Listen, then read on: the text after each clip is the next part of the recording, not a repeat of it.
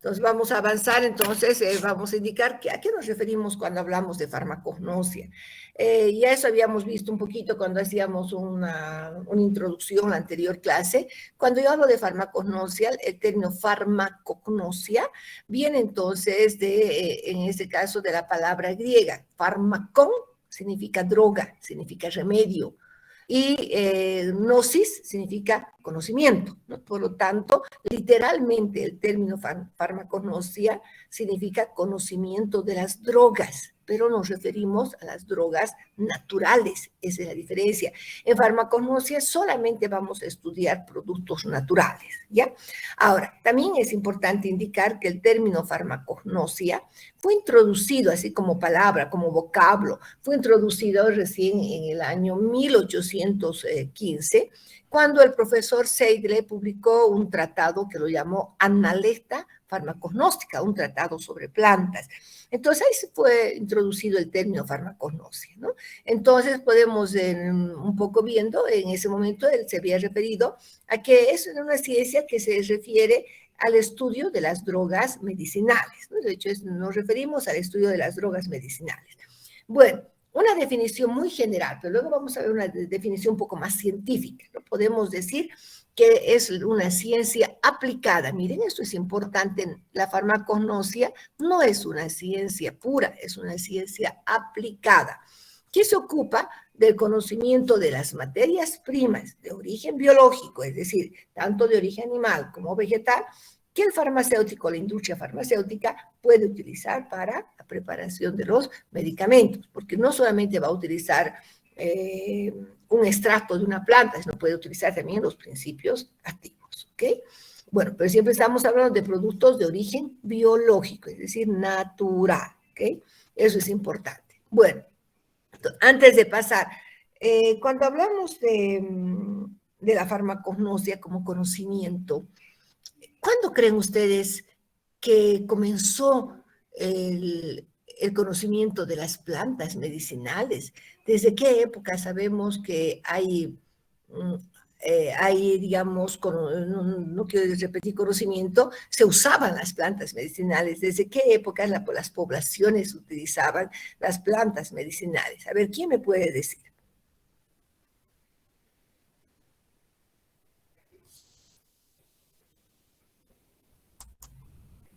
¿Desde cuándo creen que las plantas medicinales fueron conocidas o utilizaban los animales para curar las enfermedades?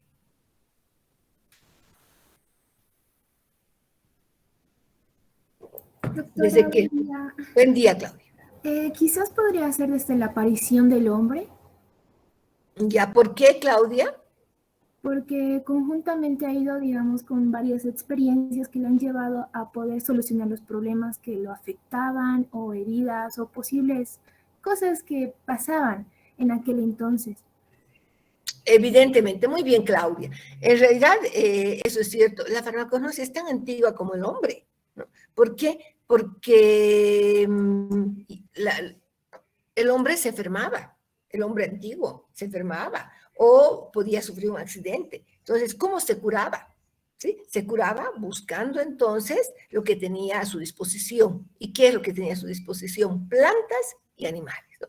Entonces ya desde esa época comenzaron a distinguir entre plantas que curaban, plantas que no curaban, plantas que hacían daño, comenzaron a diferenciar. Por eso es que lo que viene a ser la farmacognosia es tan antigua como el hombre, ¿no? Ustedes saben que ahí se habla de la medicina tradicional china 5.000 años antes de Cristo. En el caso de los egipcios estamos hablando igualmente de 2.000 años antes de Cristo. En nuestra cultura se han encontrado dentro de las chulpas, se han encontrado algunos restos de algunas plantas medicinales también. Entonces, es decir, ya en esa época el hombre utilizaba las plantas medicinales. Y no solamente las plantas, también utilizaban animales, ¿no? Entonces, nuestra medicina cayahuaya, por ejemplo, utiliza tanto plantas como también utiliza animales, ¿no? Cuando a veces alguien se hace, por ejemplo, una luxadura, toma las lagartijas, así, las divide, las parten en dos y así calientes las ponen sobre el lugar donde ha habido una luxadura, por ejemplo. ¿no? Entonces, es la forma en la que se ha ido desarrollando esta ciencia, ¿no? Entonces, la farmacognosia, ese conocimiento de estas plantas medicinales. Nosotros, si bien abarca el estudio de drogas tanto de origen animal como vegetal, la mayor parte nos vamos a referir a aquellas que sean de origen vegetal. Bueno, y hablando un poquito de la farmacognosia como ciencia aplicada, vamos a ver, miren, aquí está la farmacognosia, ¿verdad? Voy a poner un puntero. Les hemos indicado que la farmacognosia es una ciencia aplicada, o sea, no es una ciencia pura. Entonces, una ciencia aplicada que tiene dos soportes principales. Uno de ellos es la botánica. La botánica, pues la farmacognosia antigua, y todavía utilizamos algunos aspectos, se ocupaba de la valoración macroscópica, en el caso de las drogas enteras, es decir, de una hoja, de un fruto, etcétera, y la valoración microscópica cuando la droga estaba pulverizada. Esa era la farmacognosia antigua, ¿no? Que se veía al microscopio o se examinaba cómo era la planta. Entonces, la botánica era un soporte muy importante.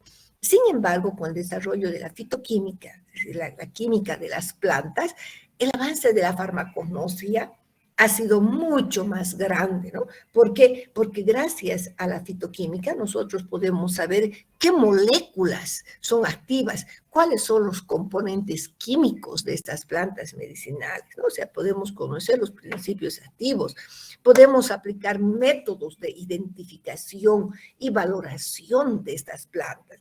Entonces, podemos decir que en la actualidad la fitoquímica se ha convertido en un soporte más importante para el desarrollo de la farmacognosia, ¿sí? Pero hay otras ciencias que van a coadyuvar al avance de la farmacognosia, como la farmacología.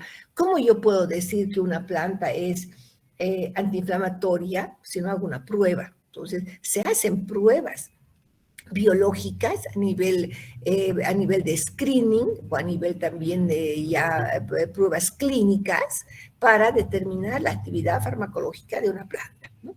Por otra parte, también la bioquímica.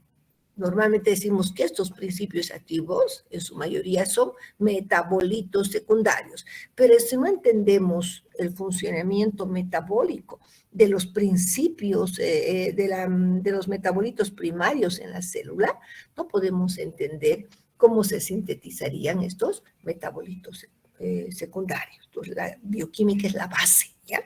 Por otra parte, la biotecnología. Actualmente muchos de los productos que se utilizan en el campo farmacéutico se están produciendo por procesos biotecnológicos, ¿no?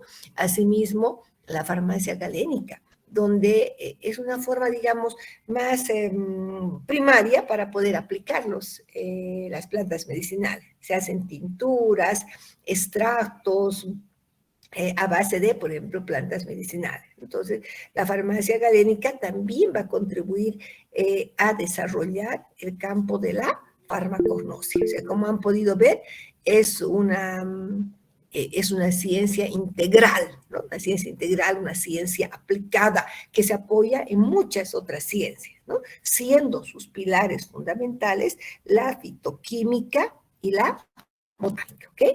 Bueno, ¿cuál es el concepto actual? Este es un concepto que está descrito en el libro de Ángel del Villar, ¿no? Que es un profesor español, que dice, ¿qué es la farmacología? ¿Cómo se define? Dice, es el estudio de la composición y el efecto de los principios activos y sustancias naturales, tanto de origen vegetal y animal. Es decir, va a estudiar la planta, la parte que tiene la actividad de la planta o del animal, es decir, la hoja, el tallo, etcétera, y sus componentes químicos, ¿no?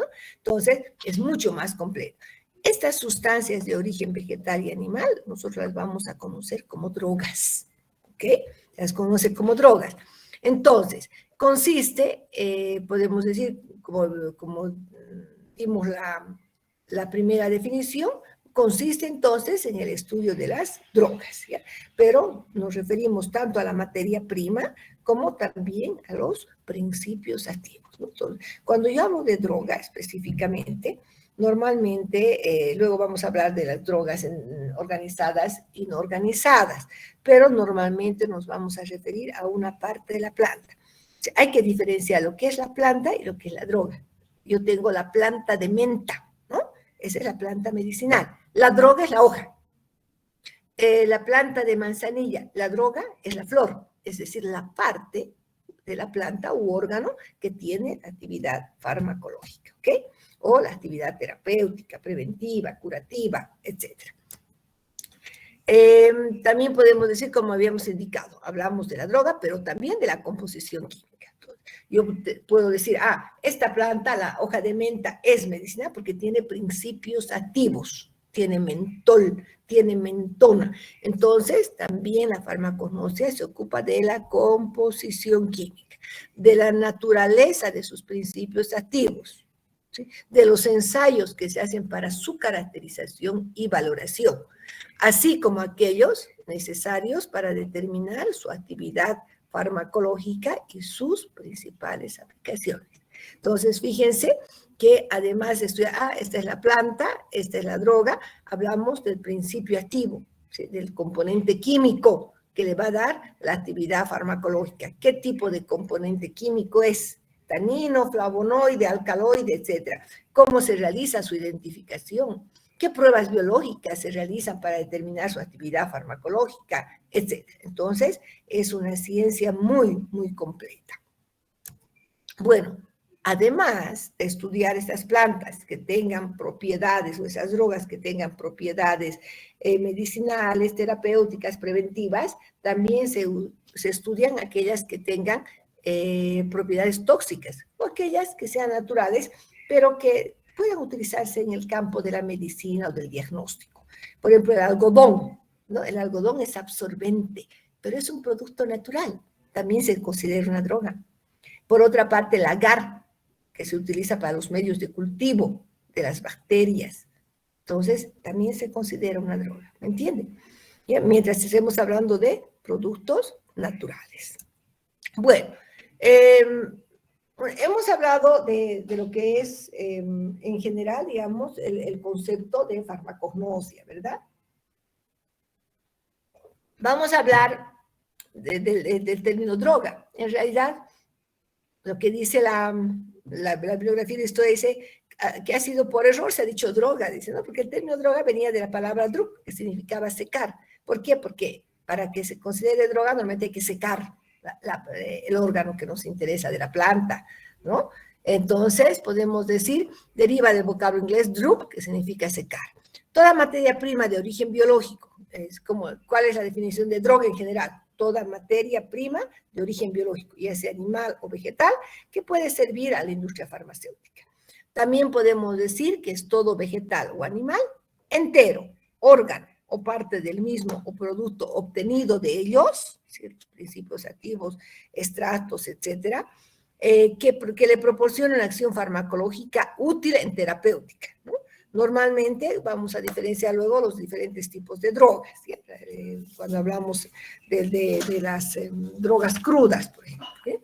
Entonces, dice todo vegetal o animal entero, órgano o parte del mismo o producto obtenido de ellos por métodos sencillos que posee una composición química, le proporciona una actividad farmacológica útil en terapéutica y no ha sufrido ningún tratamiento que es necesario para su limpieza y desecación con el fin de conservarse adecuadamente, ¿no? Esta en realidad va a corresponder a lo que va a ser el término de droga cruda. Ahora, ¿qué será una droga vegetal? ¿No? Una droga vegetal, aquella parte de la planta medicinal, aquella parte, miren, escuchen bien, es entonces la parte de una planta, raíz, tallo, corteza, hojas, fruto, flores, etc. O aquellas secreciones o excreciones, particularmente en determinadas sustancias biológicamente activas y que no han sufrido otro proceso, ningún tipo de transformación, excepto recolección o secado, ¿no? Ese es el término de una droga vegetal. Ahora, dentro de esto, entonces vamos a hablar de lo que viene a ser la droga cruda. Creo que esa diapositiva debía venir después. El concepto de droga cruda. nuevamente vamos a volver a este concepto, miren, al segundo. ¿Qué dice que es una droga cruda? Vamos a diferenciar ahora droga cruda, droga mejorada y droga curada. Una droga cruda es aquella, dice, que solo ha sufrido un proceso de recolección y secado. Solo nosotros recogemos la hoja de menta, la lavamos y la secamos. ¿Sí? Recolección y secado. En algunos casos hay que hacer también lavado. Si es en un vivero, yo puedo directamente recolectar y secar. No hay problema. ¿Okay? Dice, sin embargo, hay que distinguir dos tipos de drogas crudas. ¿Se acuerdan cuando hablábamos de también excreciones? ¿Pero a qué se refiere con excreciones? ¿No? Entonces, tenemos dos tipos de drogas crudas. Drogas, en este caso, organizadas, es decir, cuando es una droga organizada, cuando tiene una estructura histológica definida, ¿no? Hoja de menta o tallo de apio, flor de manzanilla, raíz de cúrcuma, raíz de jengibre, fruto de naranja, ¿no? Estoy hablando de un órgano. Ese es, entonces, y si yo veo el microscopio, voy a tener una estructura histológica definida. Entonces, ¿qué creen que sea una droga no organizada? Cuando hablamos de las excreciones, ¿cuál será una droga no organizada? A ver, ¿qué se les ocurre? Todo lo contrario a la droga organizada, doctora, es decir, que tiene una estructura histológica no definida. O sea, no tiene una estructura histológica. ¿Y ejemplos? El látex. Perfecto. La goma, también puede ser, doctor. Látex, gomas, exactamente, ¿no? Fíjense, un ejemplo de látex. Cuando ustedes toman una papaya verde y ya dice un cortecito, y dice, mire, está saliendo un líquido blanquecino que se llama látex. Ese látex, si yo lo seco, se convierte en una droga no organizada, cruda. Y cuando yo vea al microscopio, no voy a ver ninguna estructura histológica, ¿no? Entonces, ejemplo de drogas no organizadas, tenemos las gomas, los látex, bálsamos, jugos, ¿no? Deshidratados, pueden ser, ¿verdad? Bueno, ahora una droga mejorada es aquella que solo ha sufrido un proceso físico o mecánico para su mejor conservación o almacenamiento. Si yo tengo la hojita de menta y para guardarla mejor la trituro, ¿sí? La trituro y la guardo en una bolsita, ¿no? Entonces, esa es una droga mejorada, porque solamente ha sido triturada. Ahora luego tenemos otro concepto, la droga curada. Una droga curada es aquella que ha sufrido un proceso de fermentación natural. Si los que han estado por el trópico han visto cómo se produce el cacao alguna vez, ¿no? Que se recolecta el fruto, se saca las semillas y las dejamos fermentar. ¿Para qué? Para que tenga ese olor característico al chocolate, ¿no? Entonces, aquella que ha producido por un proceso de fermentación, ¿sí? De actividad bacteriana o fúngica, pero natural. ¿Sí? Entonces, esa es una droga curada. ¿Sí? Ejemplo, les decía cacao, tenemos la vainilla, la mostaza, son aquellas que van a pasar por procesos entonces de curación o fermentación natural.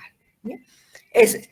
Ahora, dentro de lo que viene a ser, miren, la droga cruda, yo puedo hablar en este caso de drogas organizadas, tanto de origen vegetal, si podemos volver al concepto de droga vegetal, ¿verdad? Que hemos indicado, que puede ser una parte de la planta o puede ser también una excreción, ¿no? Pero que solamente ha sufrido un proceso de recolección, también puede ser lavado y secado, ¿ok? Bueno. A ver, ¿quién me puede dar un ejemplo de una droga mejorada? Las bolsitas de té, doctora. Correcto, bolsitas de té, ¿no? Donde ahí tenemos las infusiones y los mates se encuentran triturados, ¿verdad? Muy bien, ese es un ejemplo de una droga mejorada. Y ejemplo de una droga curada, aunque yo he dicho, pero igual hay pocas, a ver si recuerdan qué les dije, ejemplo de drogas curadas. El cacao, doctora, La vainilla y mostaza. Muy bien, La cacao, vainilla. vainilla, mostaza. ¿Qué más se les ocurre? El chuño. La vainilla. La vainilla, el chuño no. No dejamos fermentar al chuño. El fermento del trigo.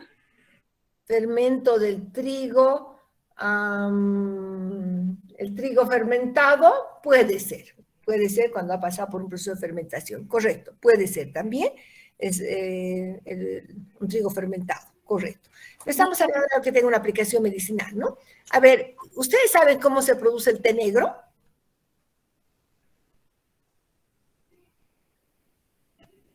No, doctora. Ya. En el caso del té negro es oscurito porque igualmente se lo deja fermentar. Una vez que ha fermentado, se lo deja secar, ¿no? Entonces, es un ejemplo también de droga curada. Es toda aquella que ha pasado por un proceso de fermentación, entonces, pero que tenga aplicación, ¿no? El té tiene sus taninos, tiene sus propiedades también medicinales, ¿no? Entonces, debe tener siempre una aplicación medicinal, ¿sí? Ya sea para curar, prevenir, etcétera. Muy bien. Una vez que hemos comprendido el término de los diferentes tipos de drogas, vamos a pasar a ver lo que son las drogas oficiales y drogas no oficiales, ¿ya? Entonces, una droga oficial es aquella que está descrita en las farmacopeas oficiales de un país y que enseguida les voy a decir que es una farmacopea, ¿ya?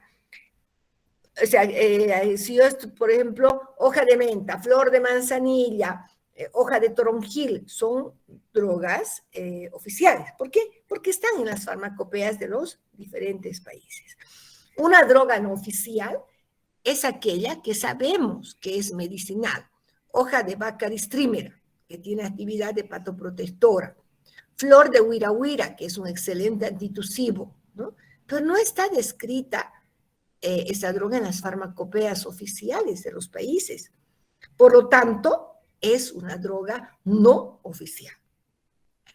Las drogas extraoficiales son aquellas que estuvieron descritas en las farmacopeas, pero que ya no están en las versiones actuales.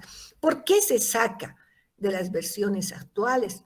Se saca porque de pronto han visto que eran muy tóxicos, ¿no? Como el piñón, por ejemplo, ¿no? La semilla de piñón, que era un laxante bastante fuerte, pero era muy tóxico. Entonces ya no la consideran droga oficial, entonces ya no está en las farmacopeas. Entonces a esta droga se denomina extraoficial. ¿Ok? Entonces tenemos las drogas oficiales, no oficiales y extraoficiales. Ahora, he hablado de la farmacopea. Ustedes dirán, pero doctora, ¿qué es la farmacopea? Entonces vamos a ver qué son las farmacopeas. En los diferentes países, las farmacopeas son textos, ¿sí? Son documentos recopilatorios de monografías de materias primas, también de medicamentos en los que se incluyen especificaciones de calidad de las materias primas farmacéuticas de mayor uso y también de las formas farmacéuticas, ¿no? Sin embargo, cada farmacopea, que son libros oficiales donde están descritas las drogas o los medicamentos, entonces se describen a través de monografías. ¿Sí? Entonces a esto se refieren farmacopeas, son entonces oficiales de los diferentes países. Miren, existen varias farmacopeas de reconocido prestigio. La farmacopea norteamericana, la United States Farmacopea, la farmacopea británica, British Farmacopea, la farmacopea europea, European Farmacopea, la farmacopea italiana, la farmacopea francesa, ¿no? Son muy reconocidas a nivel mundial, la española también.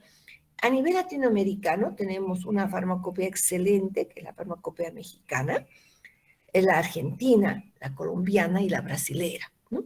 Ahora, Bolivia no tiene una farmacopea, no tenemos una farmacopea porque es un trabajo gigante que hay que hacer, ¿no? No tenemos una farmacopea. Lo que hacemos entonces es basarnos en farmacopeas de los países cercanos, ¿no?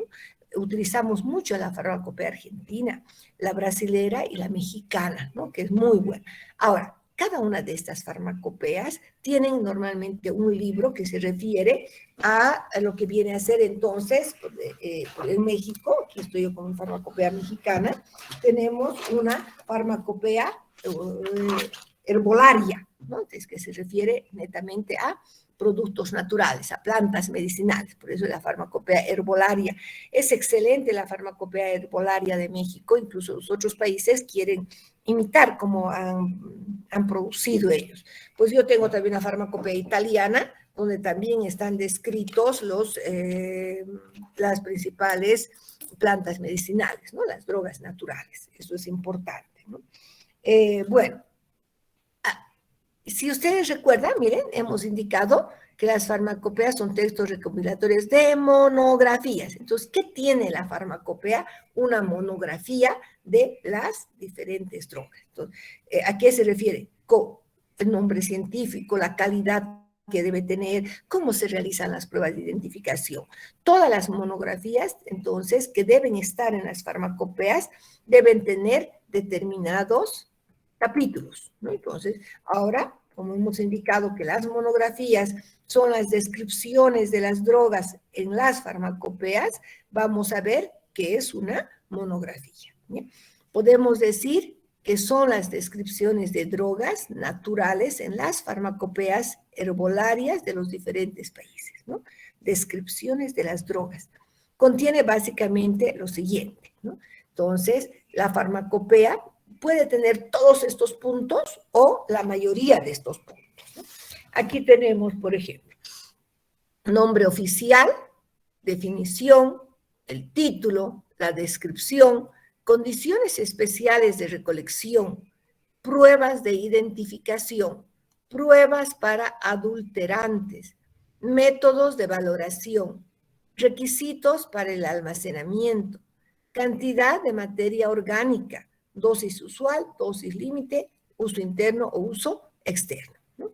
En cada monografía, el derivado vegetal puede ser definido de acuerdo a su origen o está representado por una fórmula gráfica o por ambas, fórmula y definición. Entonces, si yo hablo, por ejemplo, del nombre oficial, pues voy a hablar de la menta. Nombre común, menta. Nombre científico, menta piperita. ¿Cómo se define? Entonces, en este caso, la definición puede estar que es la parte utilizada es la hoja que tiene sus principios activos como mentol, mentona, ¿no? Título, cuando nos referimos al título, nos referimos a la concentración del principio activo. Digamos, 3% de mentol, 2% de mentona, ¿no?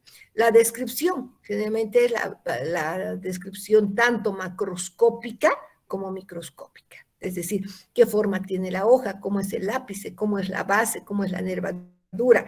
Y de la valoración microscópica, qué es lo que nosotros vamos a observar al microscopio, ¿no? Luego, qué pruebas de identificación se realizan, qué pruebas para ver que no ha sido adulterada la droga, métodos de valoración física, química, etcétera, cómo debe almacenarse, ¿no? Qué cuidados hay que tener para almacenar, ¿no?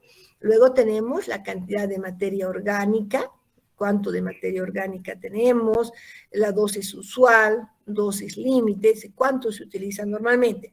A veces, yo estaba viendo que la mayoría de las farmacopeas que nos llega no habla de la dosis, ¿no? Pero casi siempre se utiliza 2 gramos, dependiendo también. Pero a veces en la farmacopea no establece la dosis, pero sí si es de uso interno o uso externo, ¿no? Eso es. Ahí tenemos entonces las diferentes características. Ahora, algo que les decía, miren, las farmacopeas pueden tener todos estos aspectos o algunos, ¿no? Por ejemplo, en la farmacopea mexicana, estaba viendo aquí, a ver, nosotros tenemos desde la flor de saúco.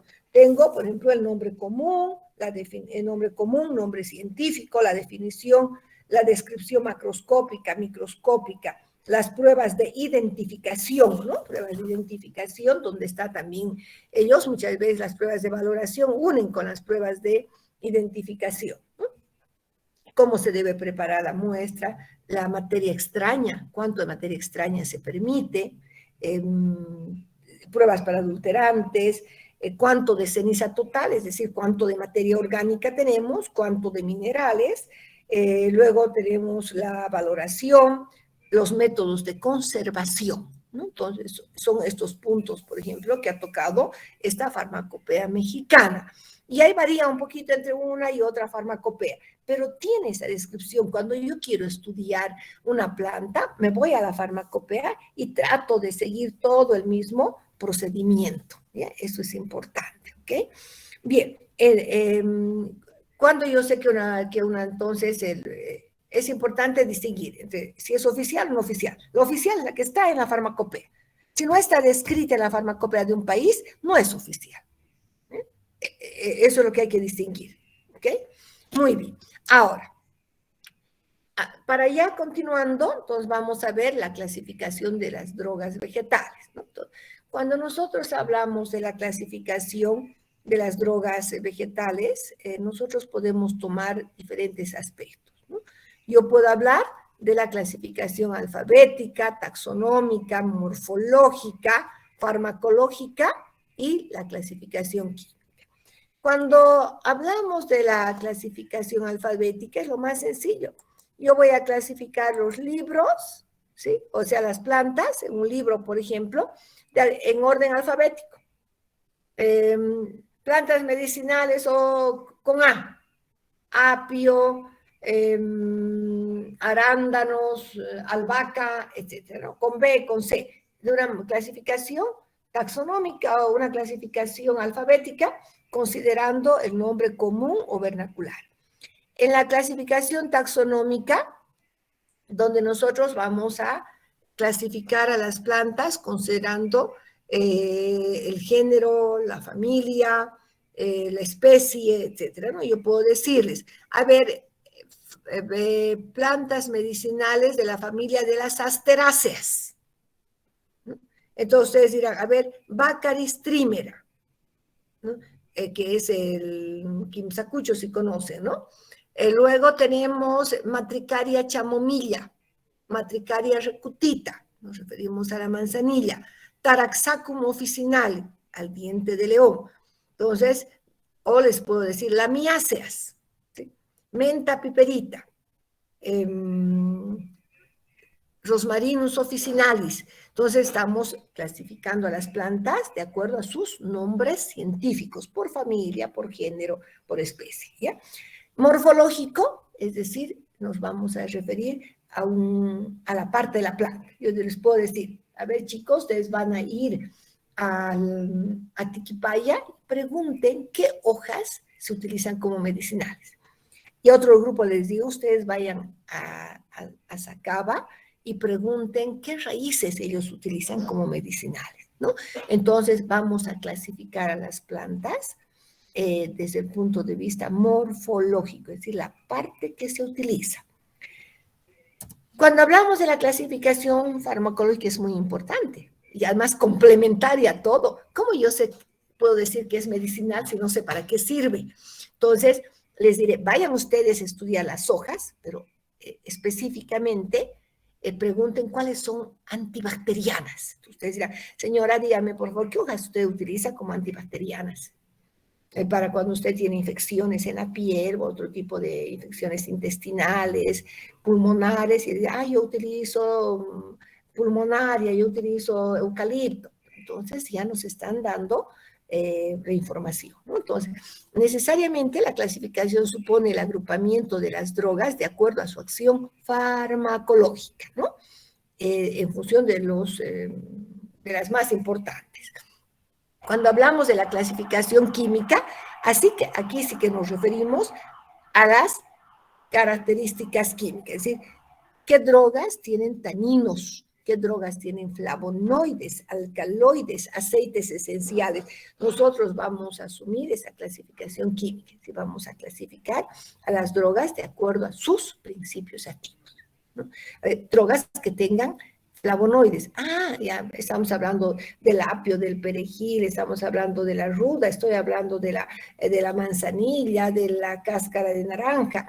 Mire, entonces tenemos la clasificación química en función del principio activo. ¿Cuál creen ustedes que sería la mejor clasificación? Primero hablaremos de farmacognosia, ¿no? ¿Cuál yo puedo considerar? ¿Cuál creen que sea la más importante? La clasificación química, doctora. Muy bien. Nosotros sí, evidentemente en farmacognosia yo les digo drogas con taninos, pero cuando describo una droga, no puedo dejar de mencionar el nombre científico. Les voy a decir, parte utilizada, la hoja de eucalipto. Nombre científico, Eucalyptus globulus. Familia, Myrtaceae. Composición química, ¿no es cierto? Digamos, aceites esenciales. ¿Para qué sirve? La actividad, siempre tengo que decirles, ¿no? Es expectorante, es antitusivo, es antibacteriano. Entonces, prácticamente, nosotros en farmacognosia, si bien vamos a partir, digamos, de la composición química, no vamos a dejar de lado la actividad farmacológica, tampoco la parte utilizada, ni el nombre científico, ¿no? Y también vamos a hablar del nombre común. Entonces, prácticamente podemos nosotros considerar todos los aspectos en uno, ¿ya? Pero si voy a dar prioridad a un tipo de clasificación, va a ser siempre en función del objetivo, ¿no? Yo les digo, chicos, a ver, van a ir ustedes a tal lugar y quiero que averigüen todas las leguminosas que tengan alguna actividad farmacológica. Entonces, voy a partir del taxonómico, pero sin dejar de lado la importancia, digamos, farmacológica, ¿verdad? Eso es. Entonces, en farmacognosia nosotros partimos de la composición química, pero no dejamos de lado los otros aspectos, que son muy importantes, ¿ok? Bien, hasta aquí hemos hecho una primera parte y vamos a pasar, a manera que descansen un poquito, una ronda de preguntas para entrar a la segunda parte, que igual es muy, muy bonito. A ver, vamos a ver, espérenme un momento. Ok, bien. A ver, si tienen alguna duda, alguna pregunta sobre lo que acabamos de ver.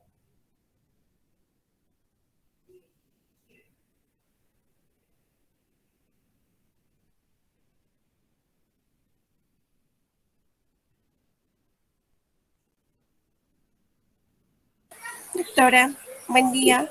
Buen día. Mi pregunta era si Farmacopea siempre tiene la información solamente de plantas oficiales. Ya, muy buena tu pregunta. No, a ver, las farmacopeas no solamente son de plantas, ¿no? Entonces, también tiene de los medicamentos, de principios activos, de medicamentos que no sean de origen natural, también sintéticos, pero los dividen por capítulos. Entonces, la farmacopea española va a tener, digamos, lo que van a ser farmacopea de medicamentos de principios activos sintéticos. Y normalmente tienen como un libro aparte, como un capítulo especial, todo lo referido a las drogas naturales, ¿no? Entonces, respecto a eso, ¿cuál era tu pregunta? Si solamente tiene de plantas, ¿no? No, o sea, abarca también otro campo, ¿ya? Pero como un capítulo especial tenemos lo que se llama la farmacopea herbolaria. Y nosotros en farmacognosia no vamos a ver las otras farmacopeas, solamente lo que corresponde a la farmacopea herbolaria, es decir, de plantas medicinales, de productos naturales. ¿Ok? ¿Está claro, Nicole? Sí, doctora, pero ¿siempre van a ser plantas medicinales oficiales? Sí, las que están, basta que estén descritas en la farmacopea, es oficial. Ah, ya, gracias, doctora. Ok, si están descritas, son oficiales. Para el país, ¿no? Para ese país donde está la farmacopea. En Bolivia nosotros no tenemos plantas oficiales o no oficiales. ¿Por qué? Porque no tenemos farmacopea. No tenemos una farmacopea. ¿Alguna otra duda o pregunta que tengan, por favor?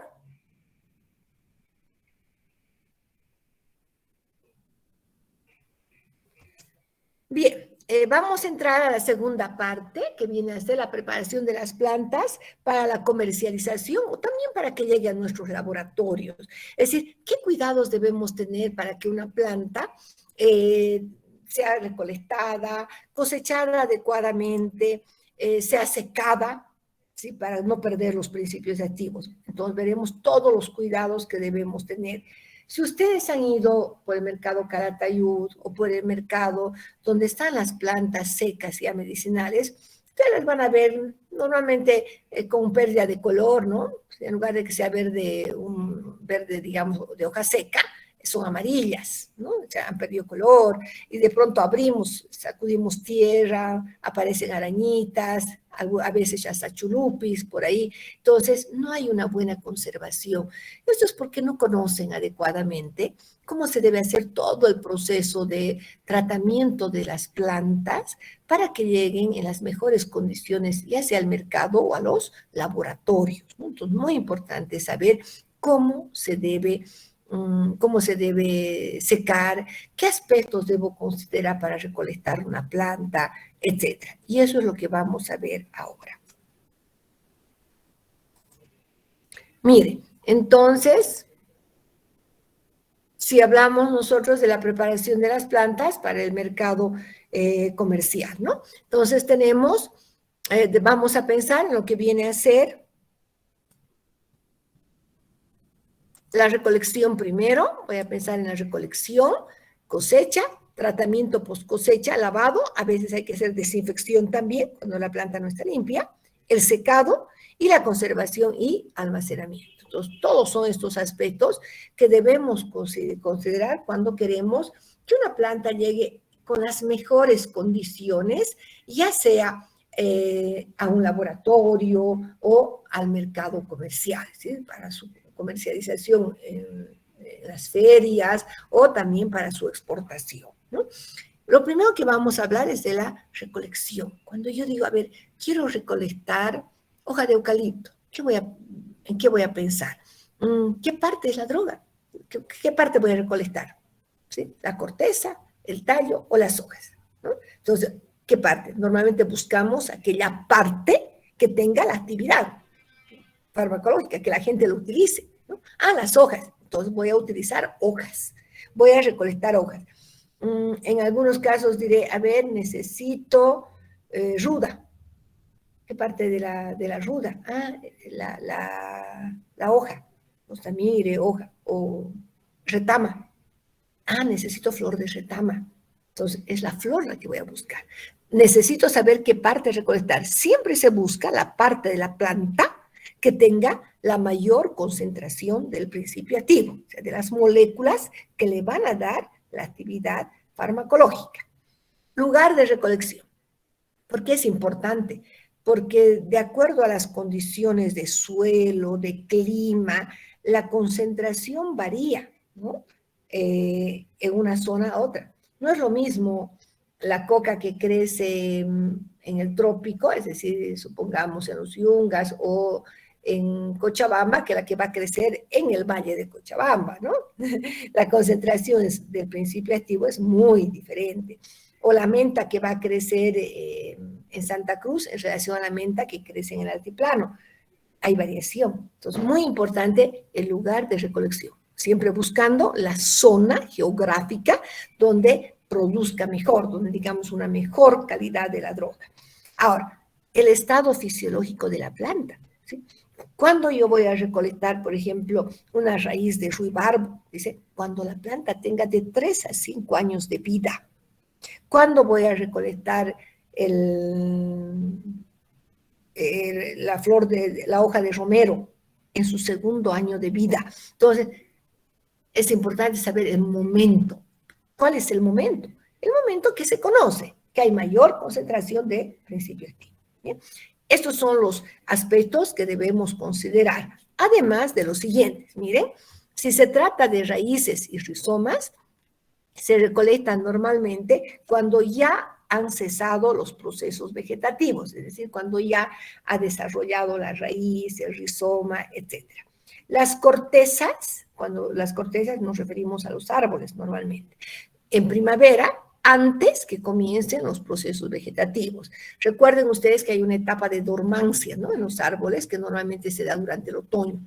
Luego viene la primavera. Entonces, antes que comience la primavera, podemos nosotros quitar la corteza y luego secarla, ¿ya? Hojas y sumidades foliáceas y floridas cuando la fotosíntesis es activa. Doctora, ¿cómo sabemos que la fotosíntesis es activa? Cuando son los días, digamos, más soleados, ¿no?, donde tenemos bastante sol, días despejados. Ahí vemos que la planta hace una buena fotosíntesis, ¿no? Las flores normalmente antes o cerca de la polinización, pero no durante la polinización. Eso nos puede adulterar, ¿ok? Los frutos tienen que ser antes o después de la maduración, pero deben estar desarrollados. A veces necesitamos frutos verdes, pero desarrollados, ¿ok? Las semillas, cuando estén maduras, siempre las semillas. Las gomas, resinas y látex normalmente se ve en tiempos secos, donde no queremos tener gomas con hojitas, o sino látex que tenga restos de tejidos. No, buscamos siempre que no tenga restos de tejidos, porque estamos hablando de drogas no organizadas, secreciones, excreciones, etc. ¿Okay? Estas son algunas recomendaciones muy generales que se ha establecido en las farmacopeas y en los libros de farmacognosia. Bueno, también tenemos nosotros entonces los aspectos que debemos considerar para la cosecha, ¿no? Debemos seleccionar y cosechar material sano, debemos llevar los utensilios necesarios, tener preparado el lugar de secado. Esto es bien importante, chicos, muy importante. Normalmente, si yo tengo las plantas, supongamos en el Chapare, pero hasta que llegue a Cochabamba van a pasar 4 horas. Puede haber un proceso de fermentación. Lo mejor es tener el lugar de secado, es decir, del tratamiento post cosecha, muy cerca al lugar de donde estamos realizando la cosecha o la recolección, si quieren, ¿ya? Para evitar el deterioro de la droga, el deterioro de la planta medicinal, ¿me entienden? ¿Ya? Lo que decíamos, algo muy importante, debo conocer qué parte voy a cosechar. Normalmente debemos tener